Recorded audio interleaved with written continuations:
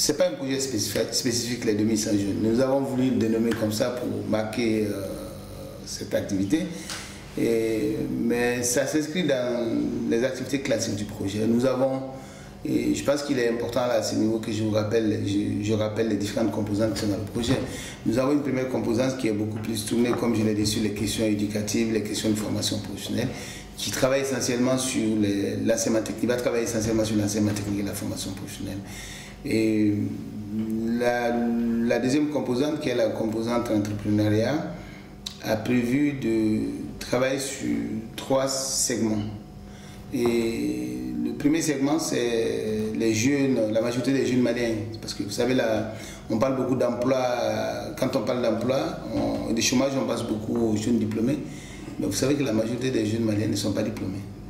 Et cette majorité, qui est celle qui reçoit le moins de réponses possibles, est sur le marché de l'emploi. Et par la force des choses, mène des activités, apprennent des activités par d'autres moyens que l'école, ont acquis des compétences par d'autres moyens que l'école, et sincères, difficilement dans la vie, mais sincères parce qu'ils sont obligés de s'insérer.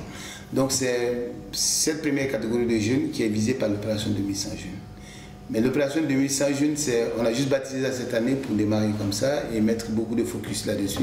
Mais en réalité, ce programme 2100 jeunes s'intègre dans une sous-composante qui s'appelle la promotion de l'entrepreneuriat pour les jeunes non scolarisés, déscolarisés et faiblement scolarisés. Et dont l'objectif principal est de toucher sur les 5 années 10 000 jeunes. Et sur les 10 000 jeunes, il y a près 60% qui vont continuer jusqu'à l'élaboration des plans d'affaires. Et 60%, donc c'est 6 000 jeunes qui bénéficieront d'un fonds de démarrage, ce qu'on appelle un fonds d'amorçage, qui va les aider à pouvoir se lancer dans leurs activités.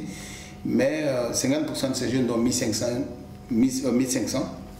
pourront bénéficier de financements complémentaires à travers le système bancaire, et ce financement sera adossé à un crédit qui sera géré par le phare.